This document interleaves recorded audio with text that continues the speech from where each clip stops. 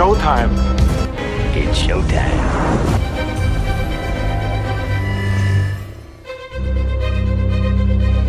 And here we go. Welcome into another episode of the Movie Geek Podcast. I'm your host, George T., and as always, I'm bringing you movie reviews, television, you name it, I'm trying to bring it. So, the other day, posted the Looney Tunes one with a whole lot of trailers. For some reason, a few got flagged for copyright, even though I was on YouTube and signed up for their YouTube channel that, would be able to allow to. So hopefully you've gotten to see some of that. So I'm going to try to continue to put out trailers on this show. Hopefully it's going to work. If not, it's going to have to be clips, but that's fine until I can grow an audience. So any little bit helps, guys. I know you guys have been loving the shorts. Thank you for watching them. Those who are listening on Spotify, continue to listen to Spotify or wherever you're getting your podcasts.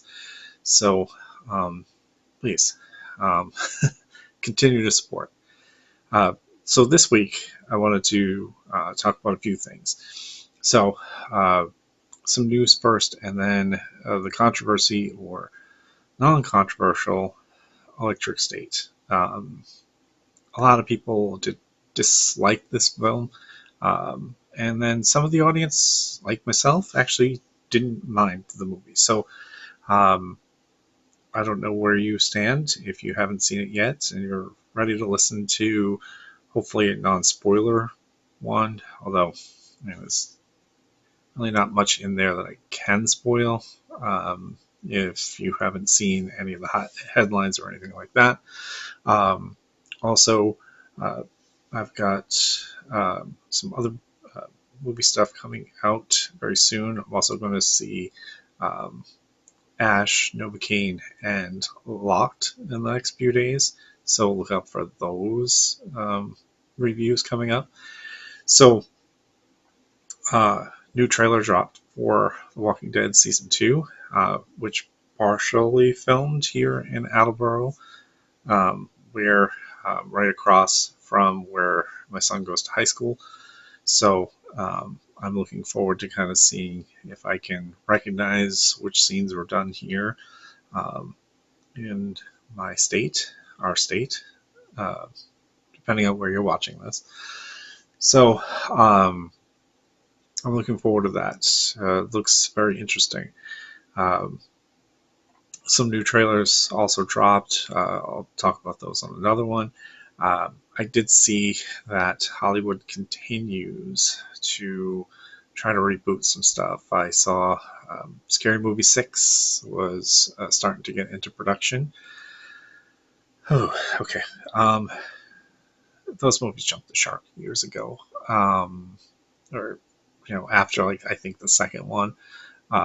This one is supposedly going to center around Art the Clown from the Terrifier movies. Art's everywhere. I guess there is the call for that. We'll see. I don't know. There's been reports that Goonies is going to do a sequel. Long past due.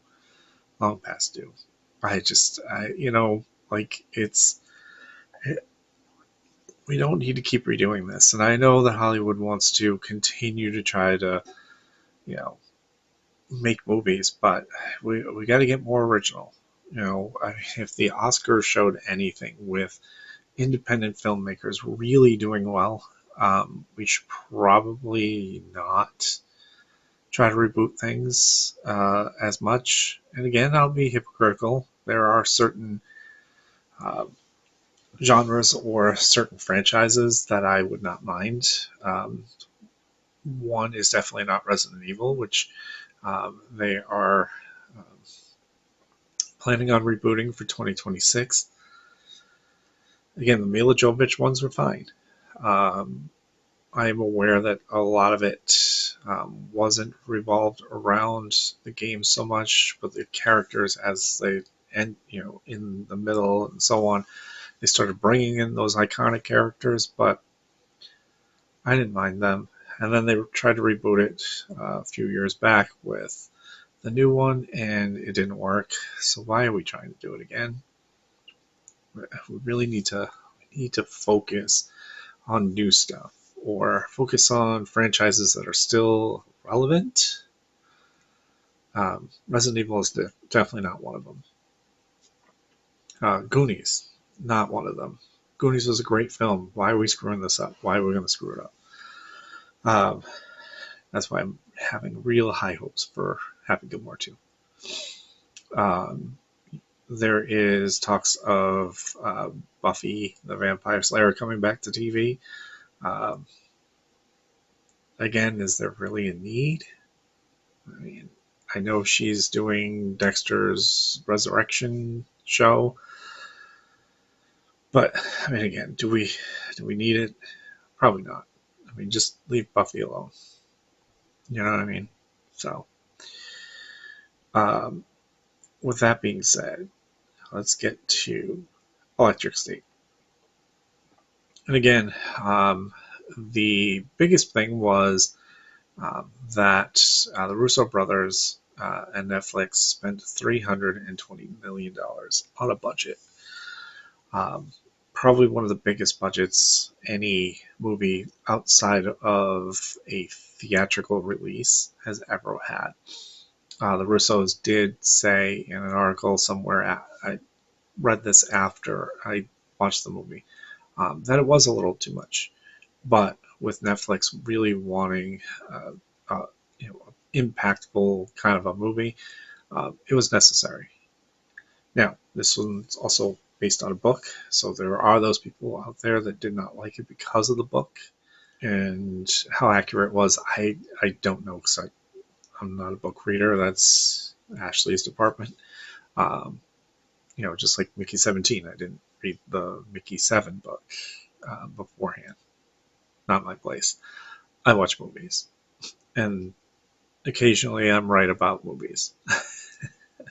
Anyway, so I went into this as a very anticipated movie because of what I saw in the trailer from the beginning of the year when I made my list. Um, as the day came, people were slamming it everywhere, talking about this, that, and the other. And I tried not to read it or see it. It's hard.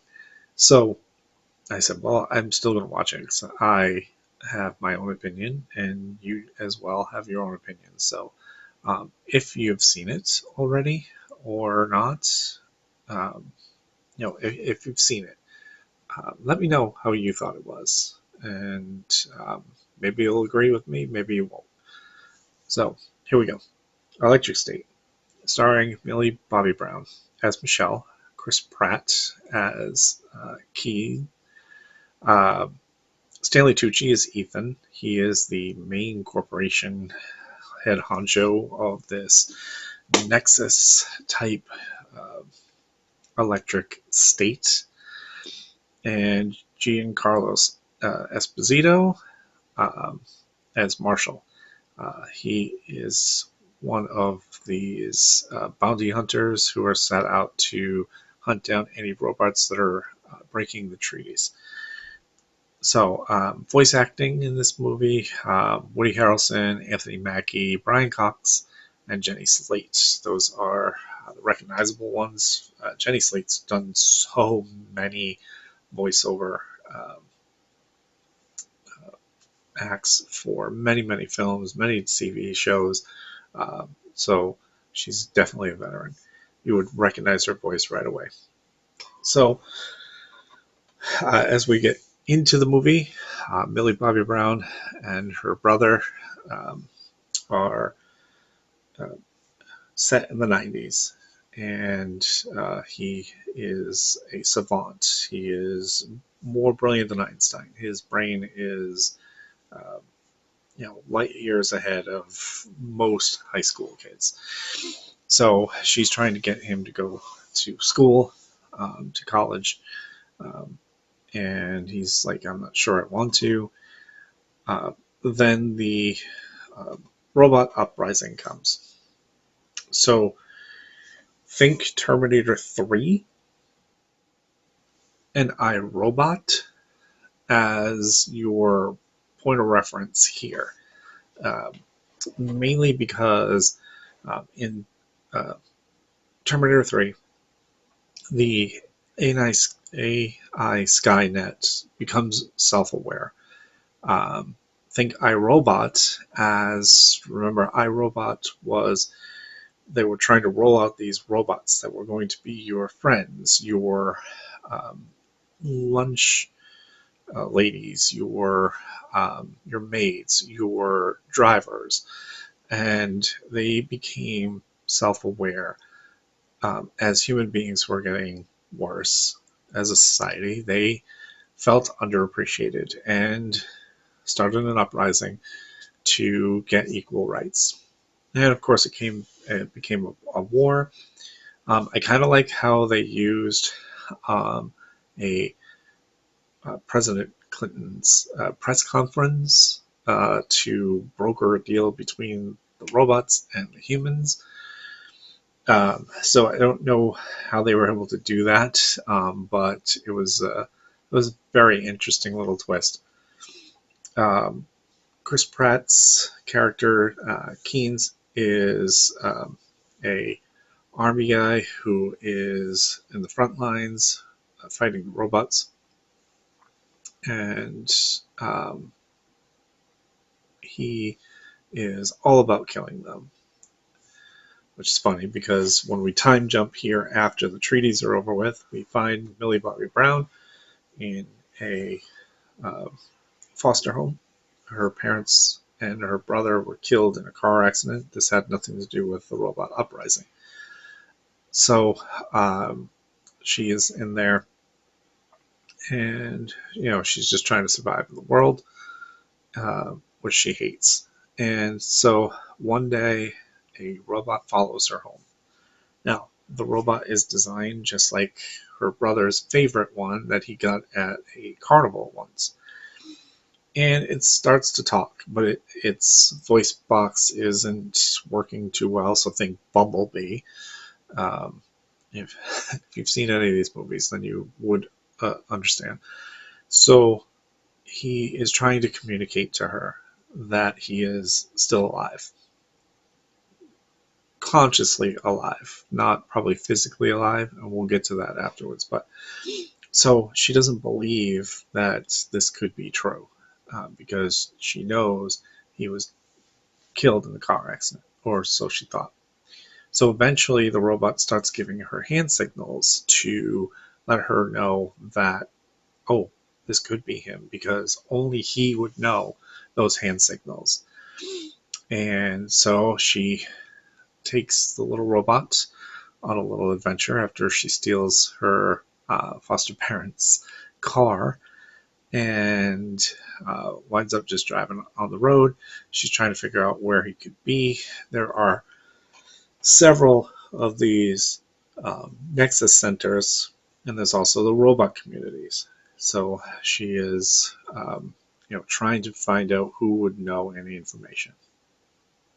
Lo and behold, she winds up in a gas station area, and we run into Chris Pratt's Keynes. Uh, he is a junk dealer, or he steals toys, harvests them, whatever you want. He's a scavenger, basically. He's got a rolling truck of supplies that he tries to sell to people. Um, and of course, he's double crossed a bunch of people because the first time we see him, um, the guy wants to kill him right away. And he has a robot companion. So here's a guy who fought on the front lines to um, stop the robots, and he has joined forces with a robot. How interesting. So she devises a little plan to sneak aboard his truck trailer. So she does that. And so he winds up driving all the way back to his compound. She and her brother's robot get out, and they're discovered in the basement where he is hiding his stuff. Meanwhile, Stanley Tucci's character, named Ethan, is looking for the robot who escaped because he knows that this robot could destroy everything that he has set up, because it is basically all of this is being run by her brother, who is in a coma, but mentally not in a coma. It's kind of weird. So basically, they say it's a coma, but he's physically not able to move. So he's kind of dead, I guess, but his brain still works. They were able to keep his mind moving. Uh, and he literally is controlling the entire. And I want to say, think Ready Player One. Think of the Oasis, where people could strap into virtual world and live out or live through their fantasy world. And this is what Ethan's company does.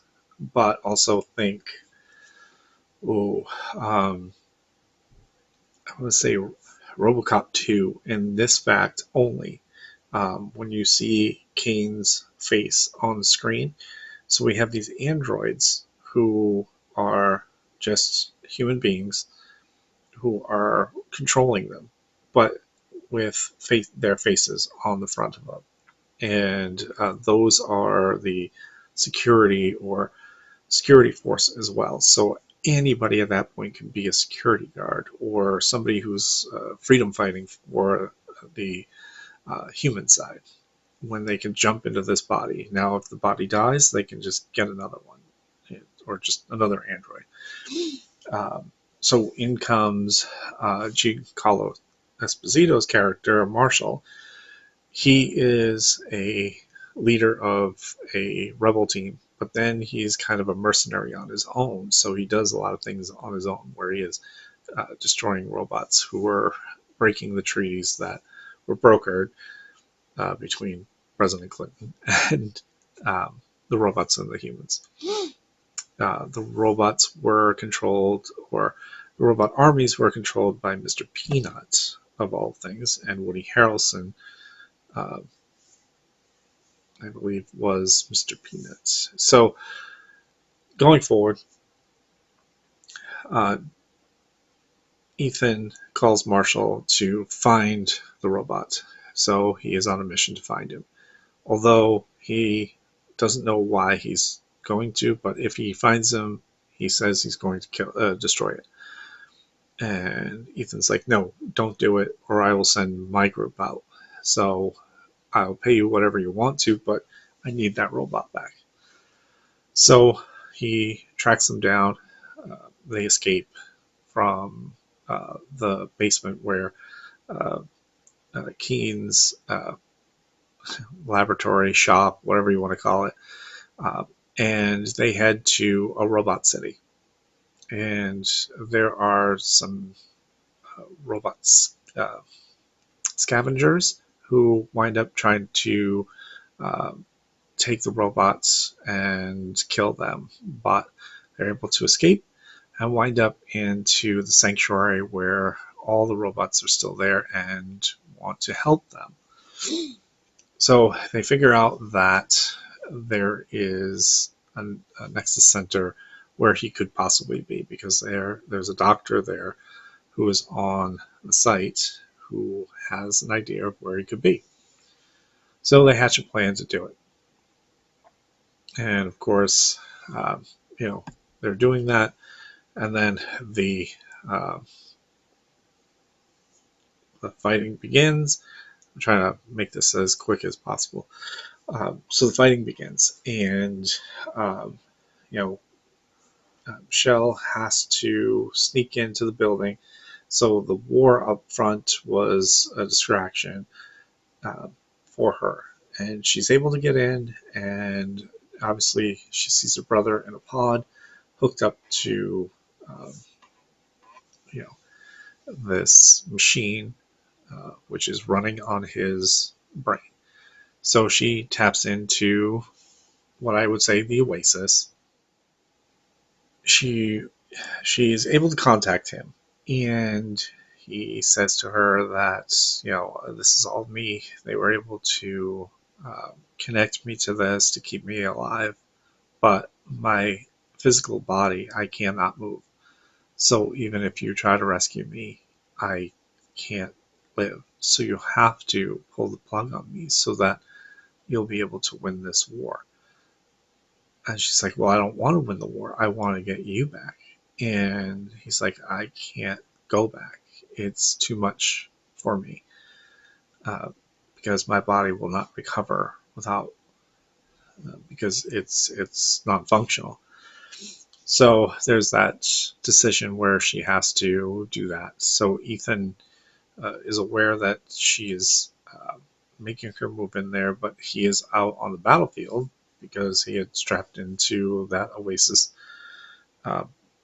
machine that he has out there, and he has to kind of jump out of it, and the robots continue to make their way through it.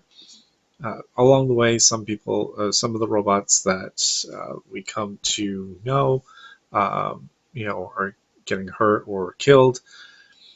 And then eventually she pulls the plug, and all of Ethan's Nexus's complete compounds just turn off, and everybody gets shut off. So basically, Michelle and Keynes wins, and the robots as well get their revenge. The end. So, could the story have been better? Probably. The acting wasn't bad. The action sequences were not that bad. The story left a little bit to be desired at times. It was a little slow at times, but I definitely didn't hate it. I certainly didn't love it enough to probably put it on my top 10 at the end of the year. Right now, there's only one movie on that list right now, and that was Queen of the Ring that I did last couple weeks ago. So, if you've seen it, what did you think of it? Yay or nay? That being said, this concludes this episode. Again, look for many other episodes. Look for many shorts as well. And like I said, very grateful for you guys for following those and looking at them and liking and commenting when you can. So, with that being said, I will see you guys all at the movies. You like that, baby? Let him know where I came from, yeah! See you next time. Bye. Waiting for you. Goodbye. Goodbye. Goodbye. Hasta la vista, baby. That's all, folks.